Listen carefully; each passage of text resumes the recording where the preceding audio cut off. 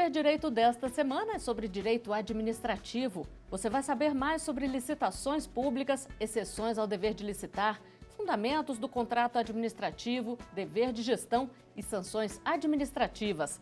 As aulas são com o professor Túlio Silveira. Este é o nosso quarto encontro do programa Saber Direito, onde estamos abordando questões relacionadas aos contratos administrativos. No nosso primeiro encontro, atravessamos o item administrativo para tratar da parte principiológica, dos procedimentos de julgamento, das modalidades de licitação, as questões relativas à habilitação e passamos para a aula 2, trabalhando as dispensas e inexigibilidades. Na aula 3, nós comentamos a respeito do fundamento dos contratos administrativos. Fizemos uma breve exposição do artigo 55 e algumas cláusulas essenciais do contrato administrativo.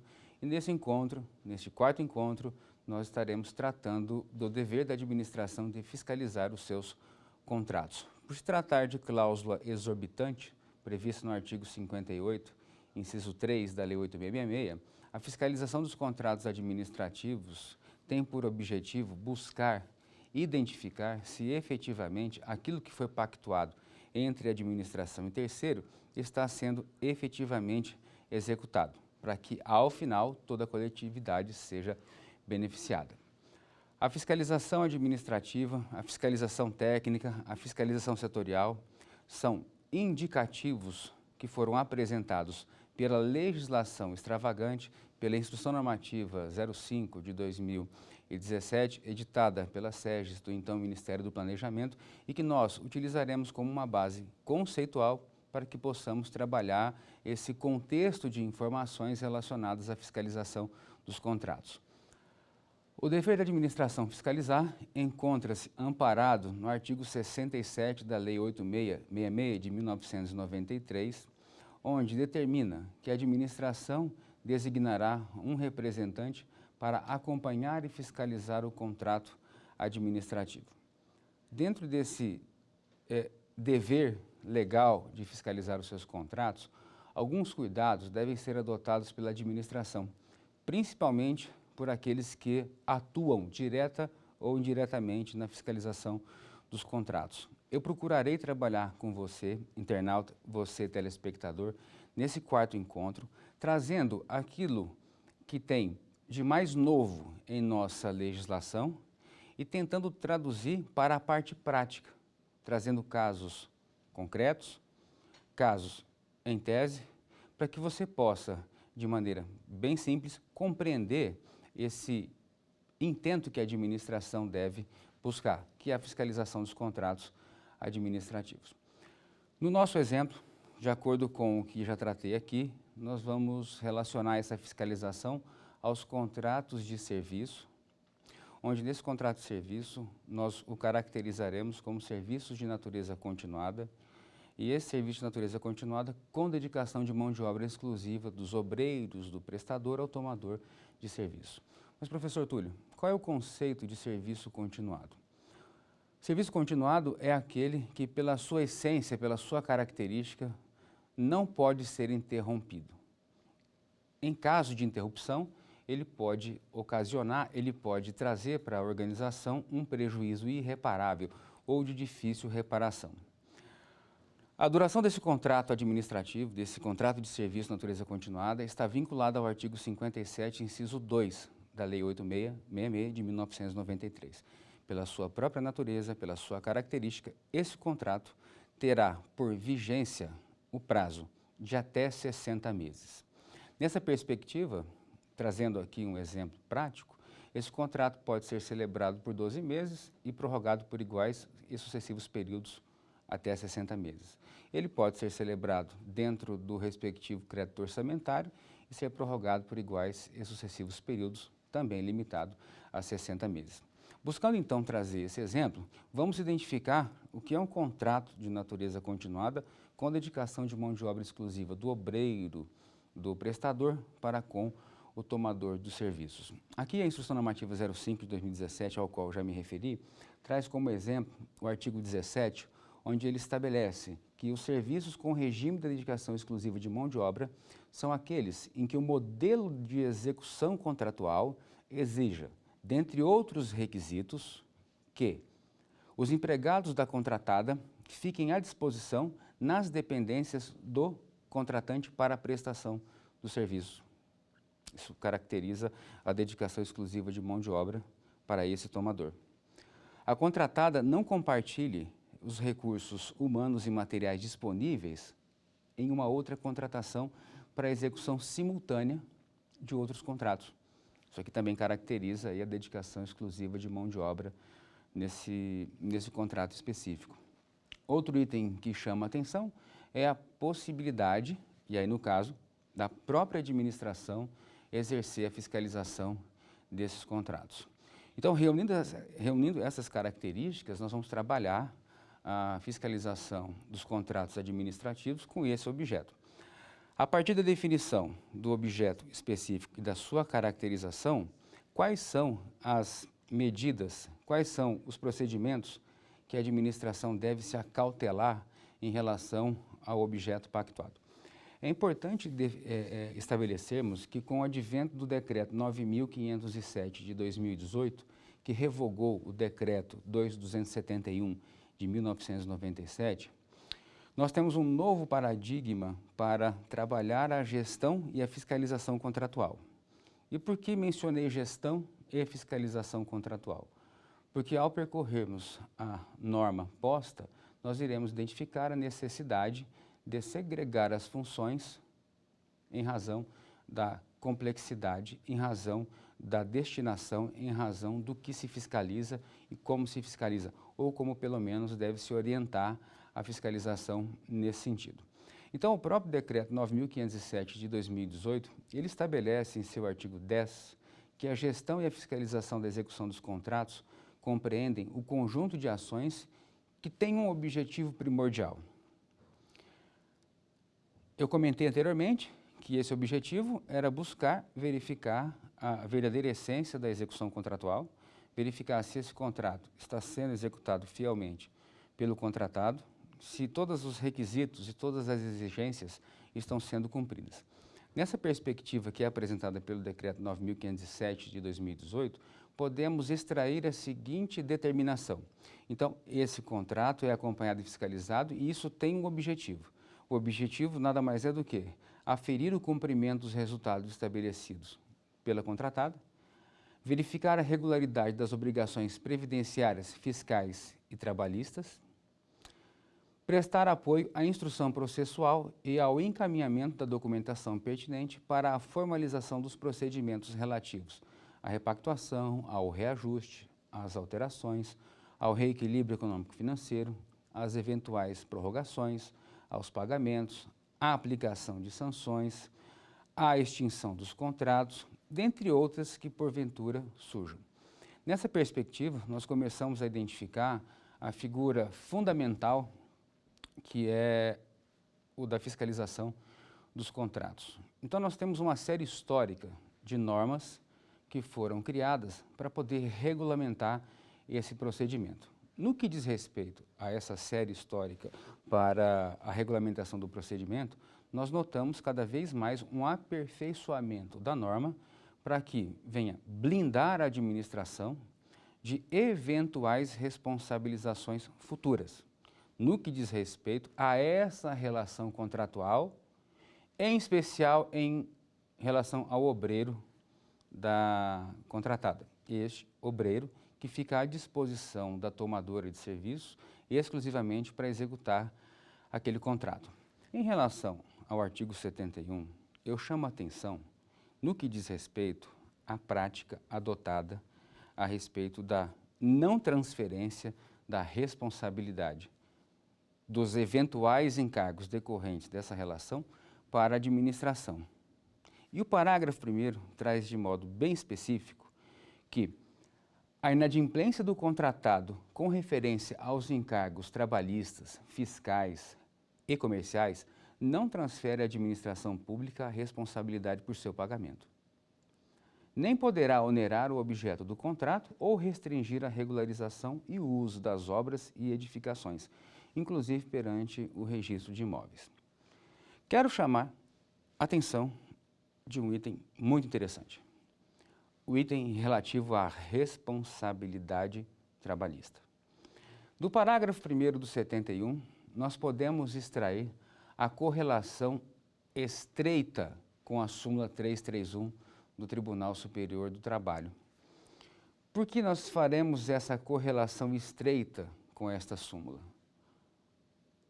Porque, historicamente, a súmula 331 do TST determinou que fosse transferida a responsabilidade subsidiária para a administração pública em relação aos encargos trabalhistas, no caso do descumprimento dessas obrigações pelo prestador de serviço, pelo contratado.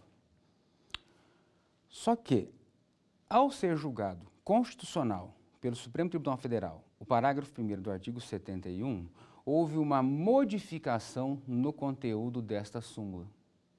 E aí a fiscalização dos contratos deve ficar atenta. Por que a fiscalização dos contratos deve ficar atenta? Porque nessa modificação do conteúdo da súmula 331 do TST, nós tivemos a inclusão de alguns parâmetros específicos para que restasse evidenciada a necessidade da transferência ou não da responsabilidade subsidiária para a administração. Então, até a modificação, até a revisão da súmula 331, nós tínhamos, pura e simplesmente, a transferência da responsabilidade para o tomador de serviço. O prestador não arcava com esta obrigação, não cumpria com essa obrigação, automaticamente era transferida para a administração, desde que a administração compusesse a lide e estivesse ali no rol dos responsáveis no ato da execução daquela sentença. Nessa nova perspectiva, apresentada após o julgamento da constitucionalidade do parágrafo 1º do 71, houve por bem, então, apresentar uma revisão da súmula 331 para que essa transferência automática deixasse de ocorrer. Mas o que diz a súmula 331 do Tribunal Superior do Trabalho quando ela faz relação à responsabilidade subsidiária? A contratação de trabalhadores por empresa interposta é ilegal, formando-se vínculo diretamente com o tomador de serviços, salvo no caso de trabalho temporário. Então, nessa questão relacionada à contratação de empresa interposta, forma-se o vínculo direto, mas isso é perante a iniciativa privada, pois ao analisarmos o inteiro teor desta súmula, nós verificaremos a inserção de um item específico para a administração pública. Continuando. A contratação irregular de trabalhador mediante empresa interposta não gera vínculo de emprego com os órgãos da administração pública, direta, indireta ou fundacional. Nem poderia gerar, porque a forma de ingresso nos quadros dos cargos efetivos da administração pública, direta ou indireta, é mediante a seleção feita por concurso público de provas ou de provas e títulos. Não há que se falar, então, nesse vínculo obrigacional. Não forma vínculo de emprego com o tomador a contratação de serviços de vigilância e de conservação e limpeza, bem como a de serviços especializados ligados à atividade e meio do tomador, desde que inexistente a pessoalidade e a subordinação direta. Então, se tratarmos aí dos pilares para a caracterização do vínculo de emprego, né, desde que inexista a pessoalidade e a subordinação, não se fala em vínculo em relação ao tomador. Até porque nós temos uma legislação especial que trata a matéria, né? Os serviços de vigilância regulados pela Lei 7.102, de 20 de junho de 1983. No que diz respeito à inadimplência das obrigações trabalhistas por parte do prestador, é aí que nós começamos a visualizar a modificação que foi apresentada na revisão da súmula 331 do TST. O inadimplemento das obrigações trabalhistas por parte do empregador implica a responsabilidade subsidiária do tomador dos serviços quanto àquelas obrigações, desde que haja participado da relação processual e conste também do título executivo judicial. Eu quero que você, a partir desse momento, faça aí uma separação, porque o que nós acabamos de mencionar diz respeito a essa relação entre o tomador, iniciativa privada, e o prestador, iniciativa privada. Por quê? Porque essa revisão nós tivemos a inclusão do item 5 na súmula 331, onde ele faz o quê? Ele estabelece agora a questão relacionada especificamente à administração pública. Os entes integrantes da administração pública, direta e indireta, respondem subsidiariamente. Veja, mas aqui ele vai incluir algumas exigências para que isso ocorra. Na redação anterior, não fazia-se menção a essas exigências, mas na redação atual, faz-se o quê? Cria-se a regra para que haja a transferência, haja essa subsidiariedade no caso das obrigações trabalhistas por parte da administração pública. Então, os entes integrantes da administração pública, direta e indireta, respondem subsidiariamente nas mesmas condições do item 4, o que li anteriormente. Caso reste evidenciado a sua conduta culposa no cumprimento das obrigações da Lei 8666.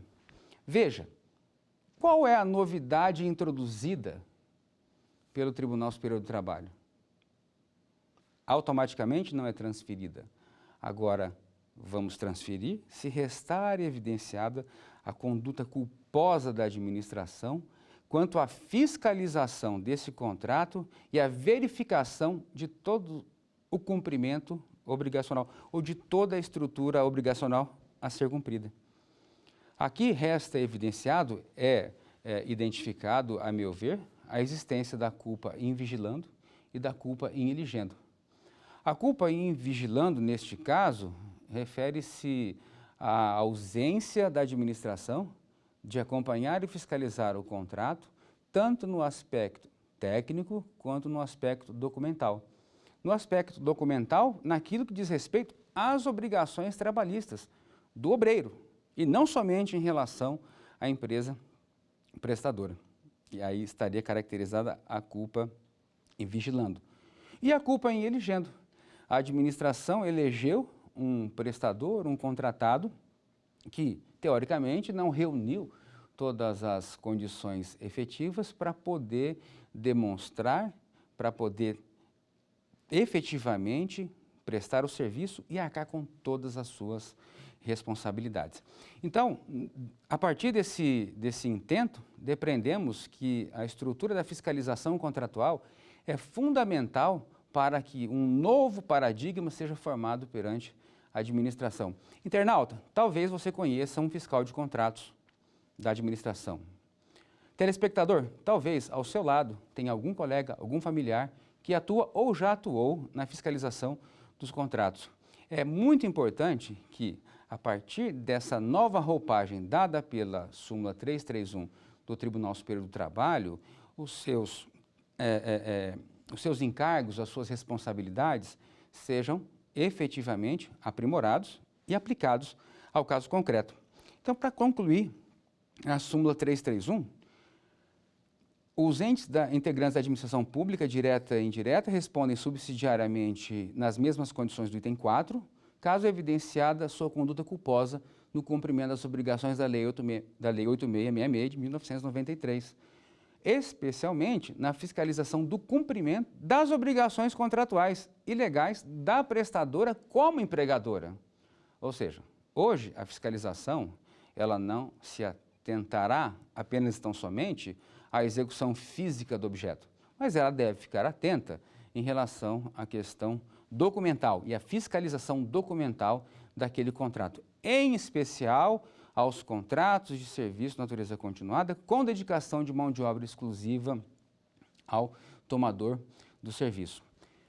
Daí surge, então, a necessidade do aprimoramento do regulamento interna corporis, ou do regulamento que vai se estender aos órgãos integrantes de um dado sistema, para se fixar quais seriam as atribuições, quais seriam os encargos e até onde determinada figura pode caminhar a partir desse momento, a quem ela deve recorrer para adotar as medidas cabíveis. Nessa perspectiva da fiscalização, então, dos contratos, o item 6 da súmula 331 assim o encerra.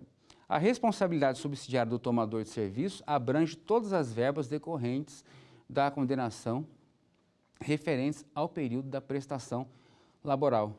Então, nesse caso específico, visualizamos a necessidade do aprimoramento da fiscalização. E é o que pretendemos trabalhar nesse quarto encontro, as características próprias das atribuições, das responsabilidades, dos deveres daquele que exerce a fiscalização dos contratos administrativos, sem ter a pretensão de esgotar o tema, haja vista a extensão e a importância que isso é dada pelos órgãos de controle, que é dada pela própria legislação atualmente.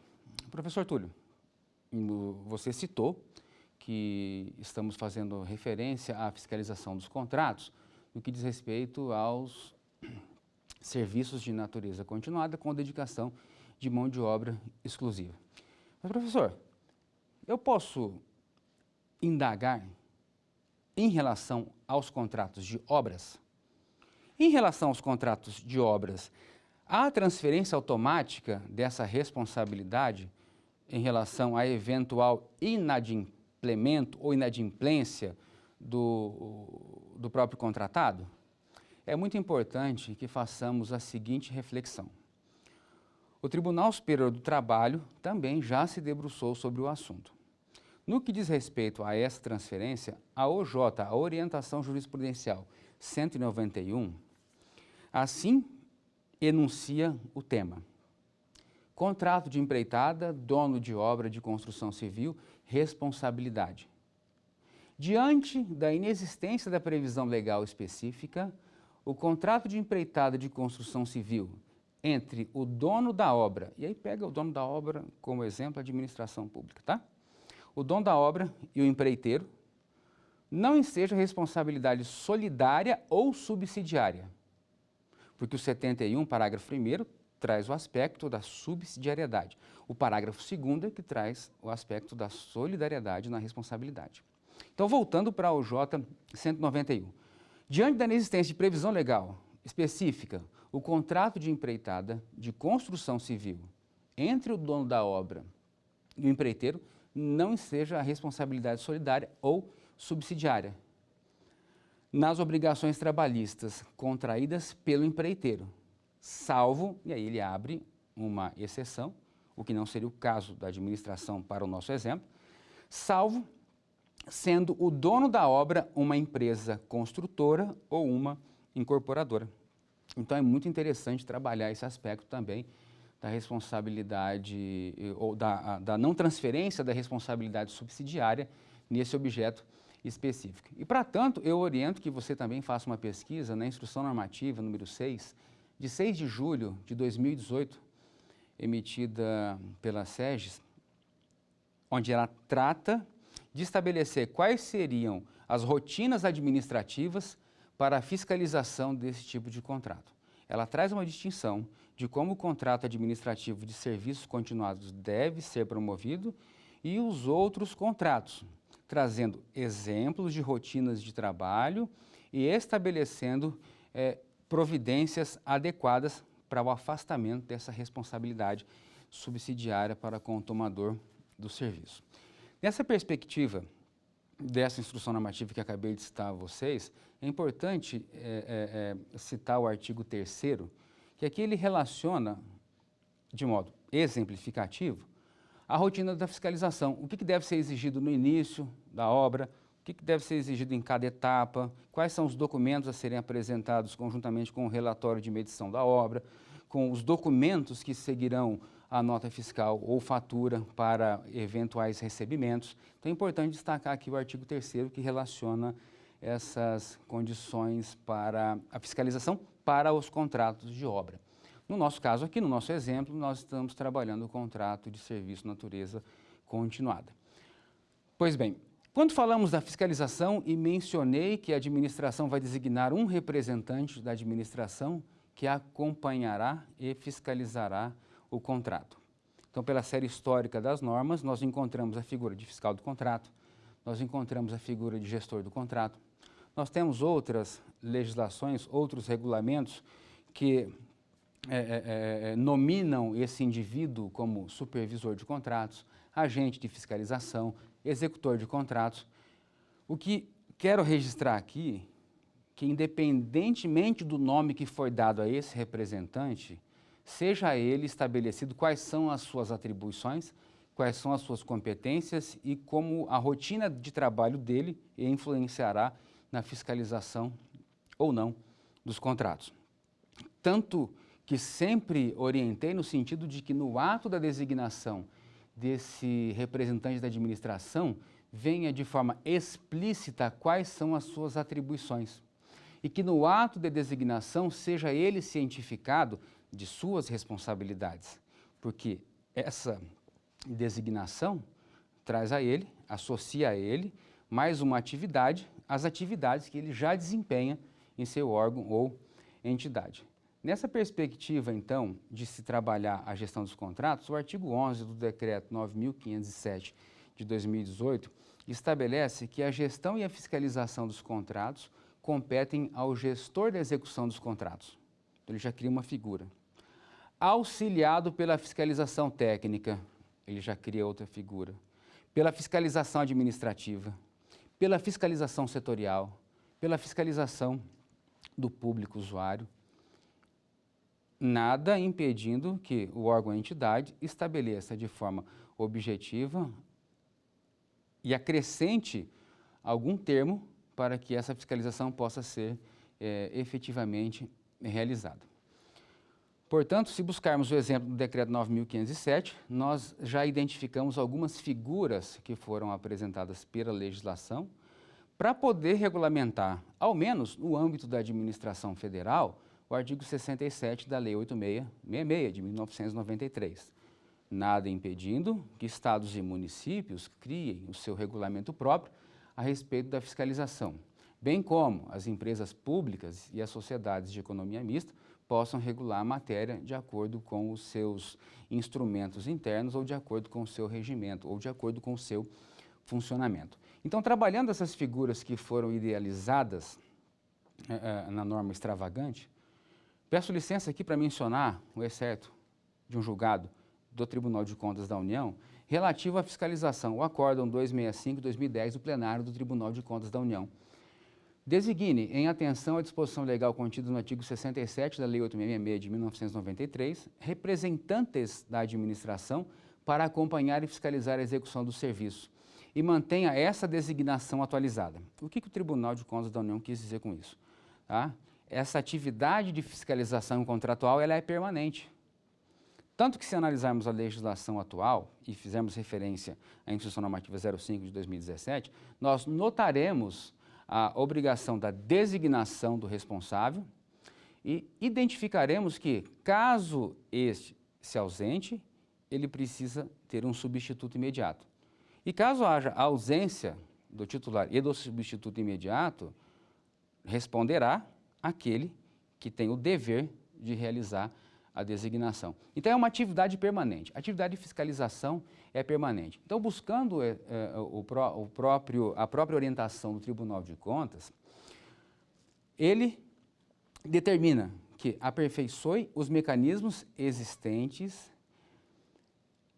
tornando-os transparentes, seguros e rastreáveis, de modo a permitir verificar a qualidade e a quantidade dos serviços prestados, e somente pague os serviços prestados na totalidade, mediante evidência documental da realização dos serviços contratados, de acordo com a qualidade prevista no edital. Isso é importante destacar, que primeiro, a administração não adianta pagamento. Primeiro, ela recebe a atividade, recebe o serviço, verifica, recebe provisoriamente. E aí o próprio artigo 73 da Lei 8.666 de 93 estabelece os procedimentos para o recebimento provisório, para o recebimento definitivo, fixa os prazos do provisório e a emissão do definitivo, com o intuito de que a própria fiscalização possa verificar, identificar e aprovar se aquilo que foi entregue foi feito dentro dos parâmetros mínimos aceitáveis. Se aquilo que foi prestado foi feito dentro dos parâmetros mínimos aceitáveis. Serviços contratados de acordo com a qualidade prevista no edital e após efetivo controle dos fiscais do contrato, conforme disposto no artigo 66 e 67 da Lei 8.666. Exija formalmente das empresas contratadas a designação do preposto a ser mantido no local do serviço para representá-las durante a execução do contrato. E aí nós temos a figura que será o vínculo de comunicação com o fiscal, que é o preposto da contratada, previsto no artigo 68 da Lei 8666 de 1993. O Tribunal de Contas da União, preocupado com a análise da efetividade dos contratos administrativos, tem se debruçado muito a respeito desse assunto e vários são os acórdãos no mesmo sentido, sempre direcionando para que a fiscalização seja exercida plenamente. Quando digo a fiscalização seja exercida plenamente, também tem um outro lado, que a administração pública dê condições para que a fiscalização seja exercida plenamente. Adote medidas para que, e aí Tribunal de Contas da União ainda, tá? O Acórdão 1731 de 2009 do plenário. Adote medidas para que a fiscalização dos contratos sob sua alçada esteja de acordo com o artigo 67, de modo a garantir a qualidade do produto final e o pagamento apenas dos serviços efetivamente executados. O fiscal do contrato, ele tem uma ferramenta muito interessante, que é o poder de rejeitar, no todo ou em parte, aquilo que foi feito de maneira inadequada. Isso, na prática, significa o quê?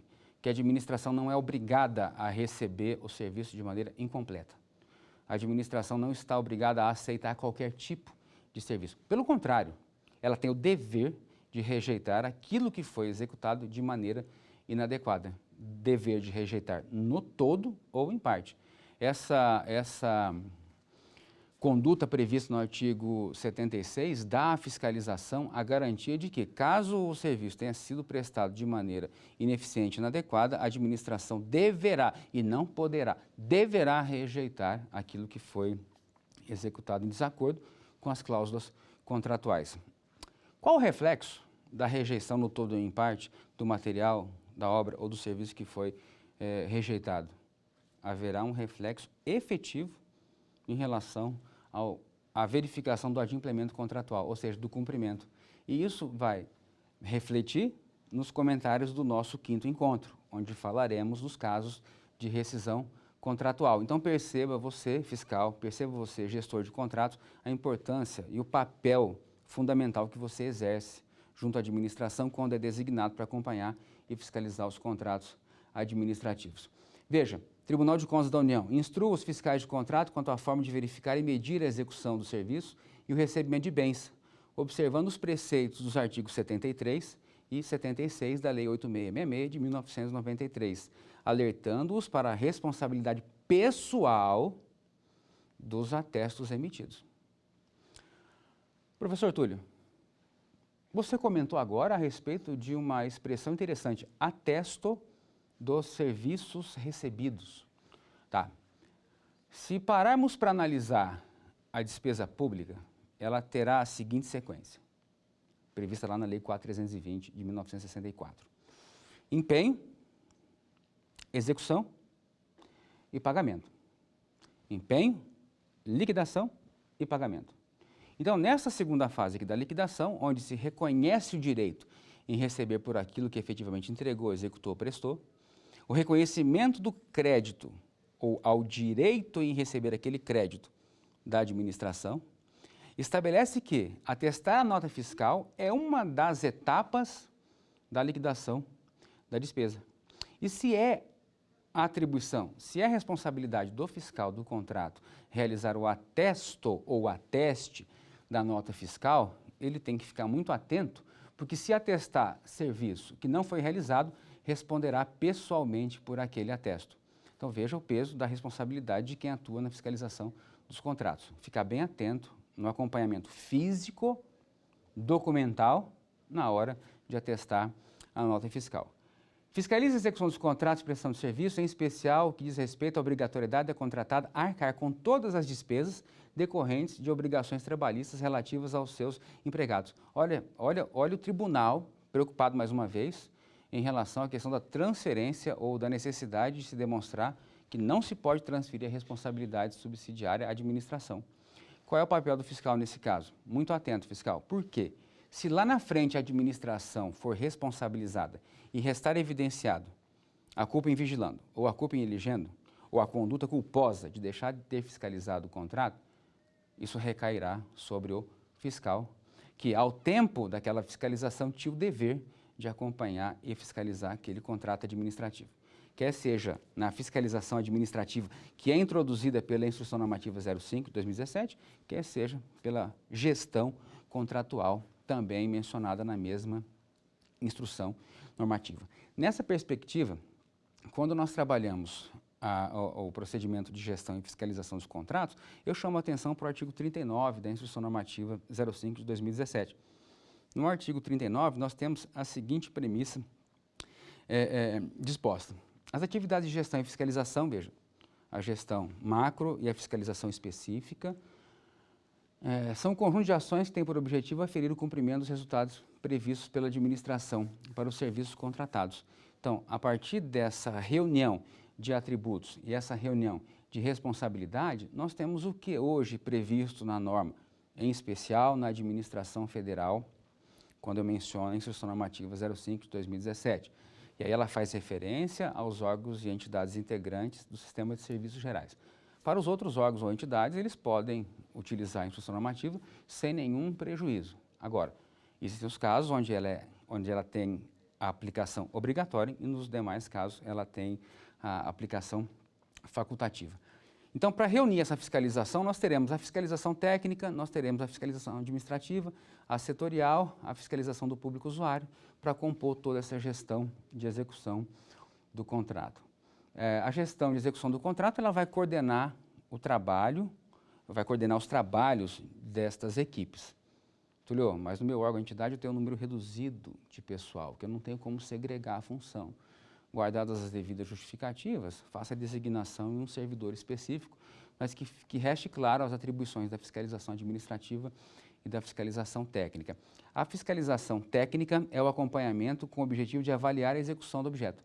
A fiscalização administrativa é o acompanhamento do aspecto documental desse contrato, que poderá recair, então, em um indivíduo ou deve, segundo as melhores práticas administrativas, haver aí a segregação de funções para que um exerça a fiscalização técnica e o outro exerça a fiscalização administrativa. A fiscalização setorial nada mais é do que o acompanhamento da execução do contrato nos aspectos técnicos ou administrativos, quando a prestação de serviço ocorrer concomitantemente em setores distintos ou em unidades específicas.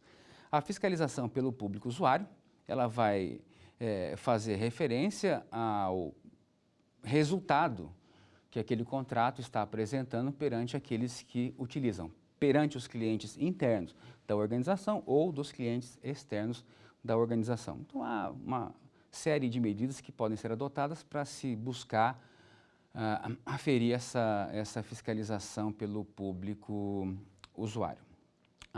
Nessa fiscalização administrativa que a própria Instrução Normativa 05 apresenta, nós temos, de forma muito interessante, o que ela apresenta no intuito de se estabelecer a fiscalização inicial, quais são os procedimentos que a administração deve adotar no ato da assinatura do contrato, quais documentos ela deve apresentar, carteira de trabalho e previdência social de todos os empregados, exames admissionais, verificação da convenção coletiva, análise se o salário registrado na carteira de trabalho corresponde ao apresentado na proposta comercial e aquele que está na convenção coletiva de trabalho. Então, na fiscalização inicial, alguns procedimentos obrigatoriamente devem ser adotados pela fiscalização administrativa e pela fiscalização técnica. Nós temos aí a fiscalização mensal. A fiscalização mensal, ela apresenta a rotina que deve ser estabelecida tanto quanto a parte operacional, quanto a parte documental. O que deve ser demonstrado mensalmente em relação à parte documental? Recolhimento do INSS do obreiro, depósito do Fundo de Garantia do obreiro, eventuais benefícios sociais que constam na Convenção Coletiva de Trabalho. No que diz respeito ao aspecto da regularidade operacional desse contratado, aí eu chamo a atenção para a premissa prevista no artigo 55, inciso 13 da Lei 8.666. Para ser contratado, precisa estar regular. E a irregularidade ao qual me refiro, principalmente a irregularidade fiscal. Para ser contratado, ele precisa estar regular perante o fisco. para executar o contrato, ele tem que manter todas as condições de regularidade, inclusive a fiscal, que ele demonstrou na licitação. Isso, na prática, significa o quê? Que a administração deve acompanhar, inclusive, a regularidade relativa à prestadora, à empresa contratada. Então, nós temos a questão relacionada à documentação dos obreiros da prestadora e temos a questão relacionada à parte documental propriamente dita dessa prestadora. A respeito ainda das fiscalizações, a própria instrução normativa estabelece a rotina de como deve ser feita a fiscalização diária. Quais procedimentos devem ser observados? Por exemplo, é vedado exercer poder de mando em relação aos obreiros da prestadora. Toda e qualquer determinação deve ser encaminhada ao preposto da contratada, para que ela o faça perante os seus colaboradores, perante os seus funcionários. Túlio, mas eu ouvi falar que para um determinado objeto, ou para alguns objetos, pode haver esse poder de mando. A expressão poder de mando, nesse caso, seria equivocada. Por quê? Eu poderia direcionar a coordenação dos trabalhos para determinadas atividades, tais como apoio administrativo, secretariado executivo, telefonista. Por quê? Porque as atividades já foram previstas inicialmente no instrumento convocatório. Elas já estão relacionadas nas cláusulas contratuais, ou estão relacionadas no termo de referência, ou estão relacionadas diretamente e especificadas no instrumento. Aí, aquele responsável pelo acompanhamento poderia direcionar, coordenar os trabalhos daquela equipe. Nesse caso, o enunciado poder de mando seria equivocada expressão. A expressão correta seria coordenação dos trabalhos, porque nós já temos evidenciado aí quais são as obrigações daqueles que estão prestando o serviço, né, dos obreiros do prestador.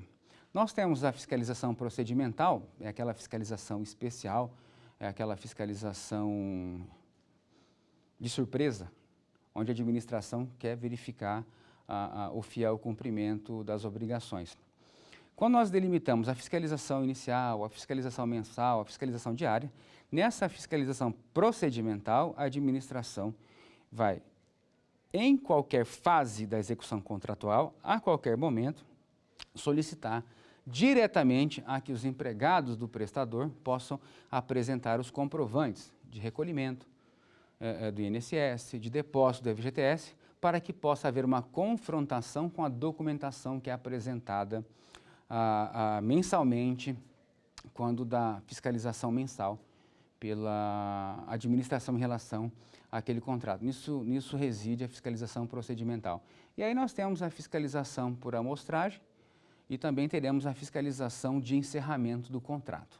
Essa fiscalização de encerramento do contrato é aquela fiscalização onde a fiscalização técnica emitirá o termo de recebimento definitivo do objeto, porque ela diz respeito à parte técnica, e a fiscalização administrativa vai demonstrar que todos os documentos, todos os requisitos foram cumpridos fielmente. Isso vai influenciar no quê, pessoal? Na extinção do contrato administrativo, objeto do nosso próximo encontro. E lá eu vou tratar de como é que esse contrato será, como será feita a extinção desse contrato administrativo, ou em quais casos há necessidade de uma providência para se promover a extinção desse contrato administrativo. No que diz respeito às fiscalizações que eu acabei de mencionar, fiscalização inicial, fiscalização técnica, fiscalização diária, fiscalização por amostragem, o que deve ficar evidenciado é o registro de todas as ocorrências relacionadas à execução contratual.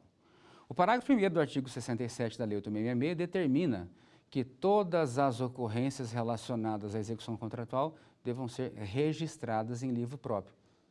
Atualmente, em livro eletrônico, em sistema eletrônico ou em uma pasta específica, o que nós devemos tratar como fundamental é que as informações sejam registradas. Túlio, por que as informações são importantes? Porque o registro dessas informações são importantes. Bom, o registro positivo é importante para que, ao final, no recebimento definitivo, o responsável possa relatar todas as situações positivas verificadas naquele contrato. até porque, ao final, o próprio contratado pode solicitar à administração a emissão de um atestado de capacidade técnica. Então, para emitir um atestado de capacidade técnica, a administração deve se socorrer à memória da execução contratual. No que diz respeito à parte negativa, as ocorrências relacionadas a eventual descumprimento contratual. Da mesma forma, a administração precisa de todo o histórico, de todas as informações, para que, caso haja necessidade de eventual aplicação de penalidade, ela já tenha toda a motivação legal para poder fundamentar a existência de uma inexecução parcial ou de uma inexecução total nos contratos administrativos. Veja, essa relação estreita do relatório, registro de ocorrências, cadastro positivo, cadastro negativo, ela implica efetivamente também no nosso quinto encontro, quando falaremos aí da rescisão contratual, da rescisão unilateral e das possíveis penalidades, das penalidades administrativas que poderão surgir em decorrência dessa inexecução contratual. Então, ao final do contrato, relata-se todas as ocorrências e esse fundamento decorre do próprio dever legal de registrar os atos administrativos, em especial aquilo que é relacionado à gestão contratual. Então, na Instrução Normativa 05, nós temos a indicação e a designação do gestor e dos fiscais de contrato, nós temos as atribuições e a necessidade de cientificação, nós temos que identificar também que nessa nova roupagem apresentada pela IN 05 de 2017, ela orienta no sentido de que a designação recaia a servidor público que seja detentor de cargo efetivo, e principalmente no caso do efetivo, que seja compatível com a sua habilidade, compatível com a sua experiência, compatível com o seu conhecimento, tá? Até para trazer mais eficiência para a fiscalização dos contratos. E nós temos a responsabilidade de quem indica, nós temos a responsabilidade na ação, na omissão, nós temos as providências que devem ser tomadas a respeito dessa indicação. Após a indicação, o responsável deve ser cientificado de todas as suas obrigações, deve receber o quê? Pelo menos a cópia do edital, da proposta comercial, do contrato, das rotinas que são estabelecidas para a fiscalização, para que possa exercer adequadamente o seu munus, né, a sua atividade. Deve elaborar os relatórios de acordo com a rotina, deve estabelecer de maneira objetiva que nesses relatórios venha apresentada a ocorrência, o que foi resolvido em relação à ocorrência, se ela foi resolvida, quais foram os prazos que foram cumpridos, quais foram os prazos que foram descumpridos. E para isso, ele pode utilizar do instrumento de medição de resultado. Esse instrumento de medição de resultados nada mais é do que o documento necessário, elaborado, pactuado entre as partes, que fique definido objetivamente os resultados alcançados em relação ao contrato, ou aquilo que se pretendia alcançar, os recursos humanos empregados em função da quantidade e formação profissional necessária, a qualidade e quantidade dos recursos materiais utilizados, a adequação dos serviços prestados em relação à rotina de execução estabelecida, o cumprimento das demais obrigações que porventura estejam ali relacionadas e a verificação da satisfação do público usuário, né? Porque a gente tem que, acima de tudo, dar uma resposta à coletividade e a administração deve apresentar um bom serviço à coletividade de maneira geral. Então, a satisfação do público usuário também é um fator determinante que deve ser aplicado ao instrumento de medição de resultados. De tudo isso, eu faço referência para quê? Para que no ato da emissão do relatório de execução de serviço, a fiscalização administrativa receba estas informações e possa encaminhar a gestão contratual para que adote as providências subsequentes. Então, estamos chegando o quê? Na parte onde nós tratamos do recebimento do objeto. O recebimento do objeto está previsto no artigo 73 da Lei 8.666 e faz-se referência também ao recebimento do objeto no artigo 49 da Instrução Normativa 05 de 2017. No que diz respeito ao recebimento do objeto, eu posso elencar aqui rapidamente que no artigo 73 nós temos duas situações. Em se tratando de obras e serviços, o termo de recebimento provisório será emitido no prazo de 15 dias, para que depois o termo de recebimento definitivo seja emitido no prazo máximo de até 90 dias. Obras e serviços, tá? Obras, engenharia, serviços em geral. Da mesma maneira, nós temos o inciso 2 do 73, que faz referência a compras ou locação de equipamentos. E nessa perspectiva da fiscalização, hoje verificamos que o fiscal do contrato é a autoridade que foi designada para que determine ao contratado, que promova, que realize todos os procedimentos necessários à execução do objeto. O ato de designação da fiscalização nada mais é do que delegação de competência. Então eu, autoridade competente, delego a quem está nas proximidades do problema para que em um menor espaço de tempo esse problema seja resolvido. E daí faço referência ao próprio artigo 69, ao próprio artigo 70, onde dão à fiscalização ali as ferramentas necessárias para fazer cumprir o contrato e fazer aquilo que dentro das suas atribuições deve ser feito. Tá? Eu gostaria de chamar agora um quiz. Internauta, telespectador, vamos chamar um quiz?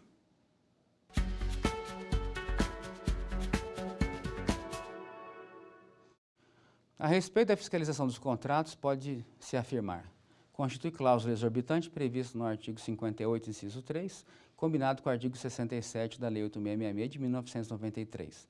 Não constitui cláusula exorbitante.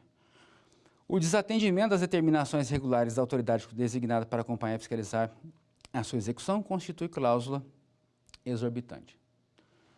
Vamos à resposta. Resposta correta, letra A.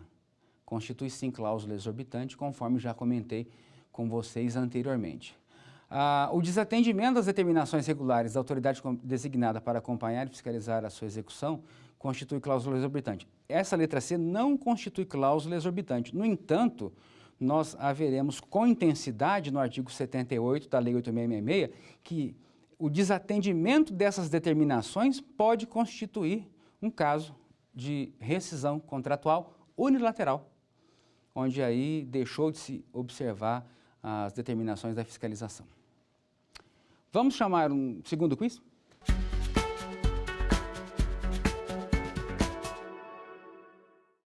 A respeito da fiscalização dos contratos, pode afirmar-se que, executado o contrato, seu objeto será recebido provisoriamente pelo responsável por seu acompanhamento e fiscalização mediante termo circunstanciado. Até aqui tudo bem. Executado o contrato, se tratando de obras e serviços, o seu objeto será recebido provisoriamente pelo responsável por seu acompanhamento e fiscalização, mediante termo circunstanciado assinado pelas partes em até 15 dias da comunicação escrita do contratado. Interessante. Letra C. Executado o contrato, se tratando de obras, o seu objeto será recebido provisoriamente pelo responsável por seu acompanhamento e fiscalização, mediante termo circunstanciado assinado pelas partes em até 15 dias da comunicação escrita do contratado. Vamos à resposta. Letra B. Por que a letra B está correta em relação às outras? Porque o artigo 73 da Lei 8666, em seu inciso 1, estabelece ali na linha A que, executado o contrato, em se tratando de obras e serviços, nós estaremos falando do recebimento provisório. E obras e serviços, e não apenas obras, e não apenas na condição da afirmação da letra A e da letra C. Então, executado o contrato, se tratando de obras e serviços, seu objeto será recebido provisoriamente pelo responsável por seu acompanhamento e fiscalização, mediante termo circunstanciado, assinado pelas partes em até 15 dias da comunicação escrita do contratado. Essa é a letra correta, essa é a resposta correta. Neste nosso encontro, nós falamos a respeito da fiscalização contratual, trabalhamos a cláusula exorbitante da fiscalização, mencionamos quais seriam aí as rotinas a serem observadas como melhores práticas para a administração, identificamos que o desatendimento das determinações da autoridade designada para acompanhar e fiscalizar o contrato pode ensejar a rescisão contratual. Mas esse assunto nós veremos no quinto encontro. Muito obrigado e até o quinto encontro.